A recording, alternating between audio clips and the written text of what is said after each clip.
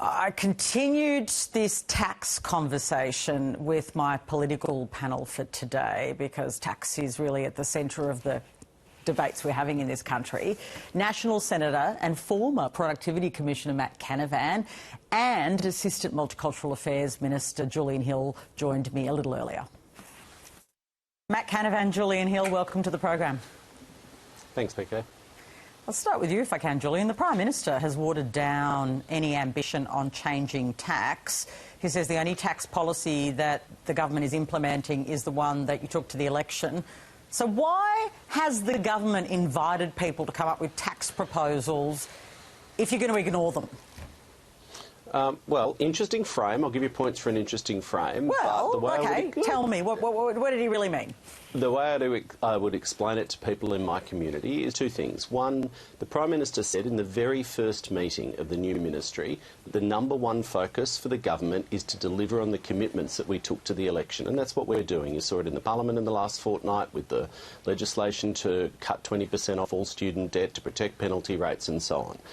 But while you're focused on delivering those commitments, you've also got to have an eye on the horizon. And the big three priorities for our economic agenda for the government's second term are productivity, economic resilience and budget sustainability to grow our national wealth, lift household incomes in the medium to longer term in the future. And you've got to walk and chew gum, to put it in simple terms. So it's a damn good thing that key minds around the country, business leaders, union leaders, academics, university leaders and so on, have input through the roundtables around the roundtable to talk about ideas for future reform. Now, of course, as the Treasurer has said, it's a natural part of a conversation about productivity, about budget sustainability, and is to have a look at tax settings. But what the Prime Minister said reconciles, and I'll finish and close the loop, the tax policies that we're implementing right now are the ones we took to the election. The government's cutting income tax next July, cutting income tax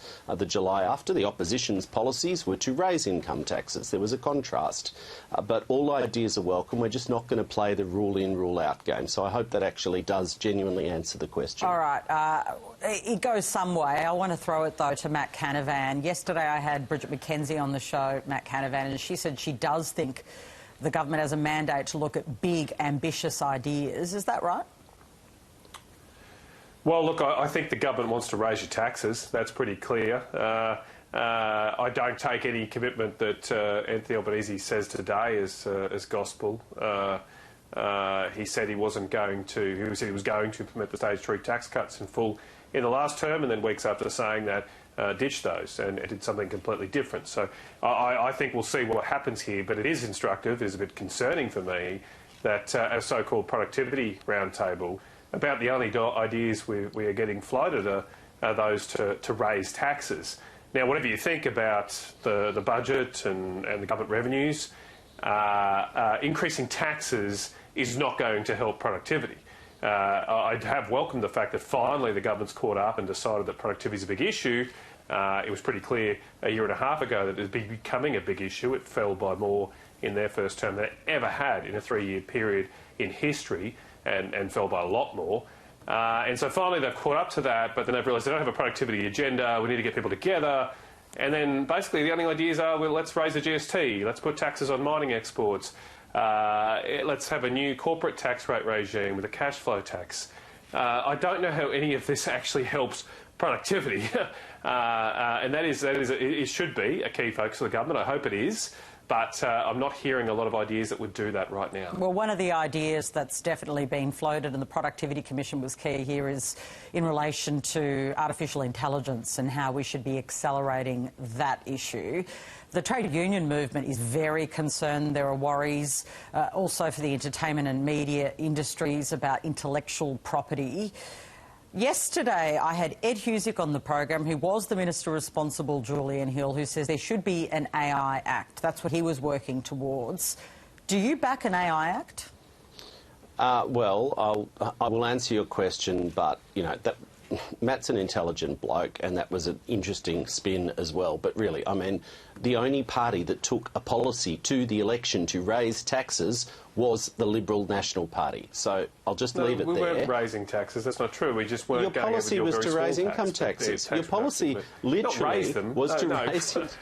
All right, let's not debate the last election. Taxes. Let's talk about the new stuff. Artificial intelligence is the new income stuff. Taxes. Look, on artificial intelligence, there's enormous opportunity for this technology to give a revolution in many sectors to productivity. You know, it is the great hope of the side in many parts of the economy around the world. The government's approach is to find a regulatory approach that maximises the opportunities whilst also putting in place guardrails both on the technological front, be it data protection, be it workplace changes and so on. And that's effectively the balancing act in any regulatory regime. Ed, who I've got an enormous amount of time for, I did a bit of work and thinking on this last term, engaged with Ed extensively in his former ministerial role. He's put forward a proposition.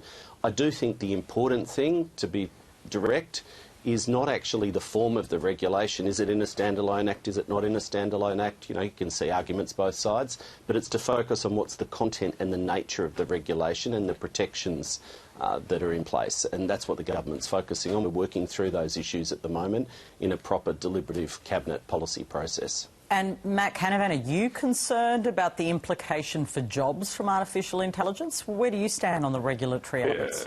I absolutely am, Patricia. I share a lot of the concerns of the trade unions here. I think these big tech companies are ripping people off. They steal people's ideas, creativity, and then steal their jobs after that. And look, we've had this debate the last day about copyright material, giving access to big tech companies for copyrighted material. I'm totally against that. I don't see why we weaken our copyright laws for them when other people can't get away with it. But it's more than that. They are using the written words, the work, the creativity that everybody does, and they're pretty much doing it for free. So I think there does need to be a global effort here. Obviously, it's a global issue. I think some of the stuff that Josh Hawley has said in the US needs to be looked at about whether or not big tech companies should be paying, everybody basically paying society for what they're using here, and that we also have some protections in place for jobs, because we've seen big tech companies in the US lay off tens of thousands of people in the last few months, notionally because of AI, and I'm very concerned what that might mean for our society, our country, and I think it is the role of government to protect those jobs, especially against firms here I don't think are paying their way. OK, so you want a more, I mean, I'm just going to use language, but you don't agree, I'm getting from that, with the Productivity Commission's light touch approach? No, definitely not. Definitely not. And look, I think people are latching onto AI as some kind of, bailout here for the productivity performance, the slack productivity performance we've had. I mean, it's not hard to work out why our productivity performance is so poor, and it's not because of a lack of AI. It's our energy prices have gone through the roof. The cost of building a home is going through a roof. The private sector itself, often through finance institutions and banks, impose ridiculous amounts of paperwork on businesses that just want a loan. Get rid of that stuff. Fix that stuff. And I think some governments and government institutions here, like the Productivity Commission, are simply just desperately going down a distraction tactic, so they don't have to deal with those tough issues and say, hey, look, AI is going to come and solve all our problems. I'm not so convinced it will. I'll give you a right of reply on that, Julian, because a lot of eggs have been put into the basket of AI will really accelerate all of our productivity woes, but not enough, perhaps, conversation about the risks, particularly to jobs. Yeah, look, I actually agree with a lot of Matt's observations. They're not on all of the solutions, but I do think this is a balance. And it's not, AI is not the only answer to productivity. You know, for too long, Australians have been sold this narrow version of productivity by the previous government and many Conservatives, and I'm not actually putting Matt in that, that's not what he said, but that the only way to boost productivity is to just cut wages and conditions. That's not a view the government shares. It's trickle-down economics. It doesn't work. You do need to invest in infrastructure, you need to invest in individuals through skills and human capital, but also in institutions, and it goes to some of the cutting red tape and regulation stuff, which is absolutely part of the roundtable the Treasurer has been determined on. I do think that we need to keep looking at this regulatory question because there are safeguards. But like with any big productivity transition, whether it was electrification or industrialisation or the digital revolution, of course, where you apply technology for benefit, there will be changes. And as a Labor government, we absolutely believe that unions and workers need to be consulted and engaged in those transitions and changes. But there will be changes. We're seeing that in many workplaces. We'll see it in the public sector, and we should. If we can find more productive ways to deliver services, to make decisions, to use big data for public good, then we should do so. That doesn't have to mean job losses. It can mean changes in what people do, and there'll be many sectors where actually work becomes more productive and meaningful by freeing people up to focus on other tasks. So yeah, it's a big change. But, you know, you can argue it glass half full and glass half empty. That's the point of the tension that I mentioned about proper regulation to protect and safeguard. And I 100% agree with Matt that, you know, as a country, we have copyright laws. We protect the rights of writers and artists and creatives and data input. And, you know, it's a huge issue for society in the same way that regulation of big monopolies in the 1800s, be it ports and railways or then the telecommunications outfits and so on were in those times, how we as a society grapple with the role of big tech, profiteering and cannibalising other sectors is a huge question, and it's one that I'm glad we're able to talk about in a sensible way, because there ain't no perfect answer to it, but no, it's a big question in the round table. It's huge. Just finally, I just want to talk about the biggest story in the world, and you can't unsee the images coming out of Gaza. Andrew Hastie has articulated his views that he's concerned that there isn't a day after plan from Israel. More traditional friends of Israel are raising concerns. Just to you, M.Canavan, are you worried about the way a traditional friend has been managing this conflict? Are you worried about what you're seeing come out of Gaza? Yeah, I'm very concerned. Patricia have been for many months and maybe more than a year, I think. I have raised concerns with the Israeli ambassador, the just absolute devastation you see, and the loss of innocent life is hard. And look, of course, this all began with the shocking events of October the 7th, and we must always remember there are still something like 50 hostages unaccounted for, possibly only 20 or so still alive. It's tragic.